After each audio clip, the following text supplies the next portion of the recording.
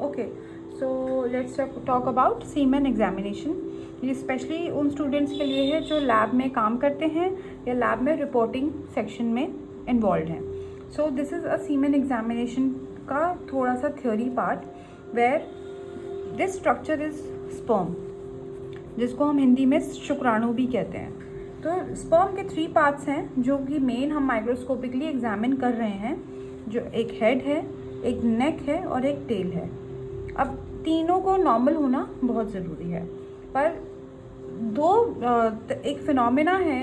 Phenomena है ऐसे जो जो फर्टिलिटी का जो पार्ट है उसको इफ़ेक्ट कर रहे हैं। एक का नाम है एग्लूटिनेशन, एक का नाम है एग्रीगेशन।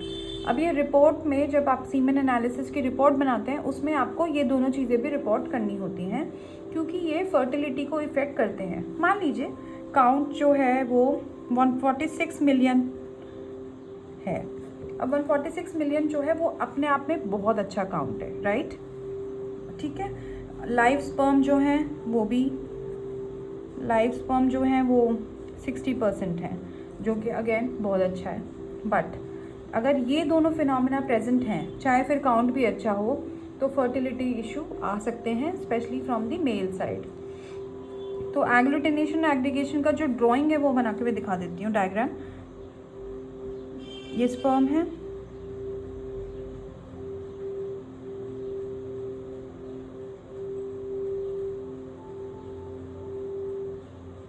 आप देखिए कि ये स्पर्म अलग अलग ना होके एक साथ ग्रुप में है। सो एक तरीके से गुच्छे बने हुए हैं इनके, राइट? तो this phenomena is called as agglutination. It is the major thing which can effect in fertility, like fertility of in a male. अब एग्रीगेशन में क्या है कि पस सेल्स हैं, इन्फेक्शन है, और जो स्पर्म है वो जाके इस पे अटैच हो जाए, चाहे उसकी टेल अटैच हो, चाहे उसका नेक अटैच हो, चाहे उसका हेड अटैच हो। तो अगर पस सेल प्लस स्पर्म का कॉम्बिनेशन बनता है तो उसको कहते हैं एग्रीगेशन। और अगर स्पर्म्स अपने आप में ग्रुप में दिख रहे हों तो एग्लूटिनेशन। अब फ़र्क क्या पड़ रहा है इससे?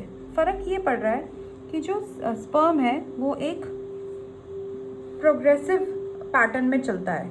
वो मोटाइल है ना, मोटाइल मतलब उसमें एक चाल है। तो मान लीजिए ऐसे ऐसे से करके जिगजैग जाता है वो।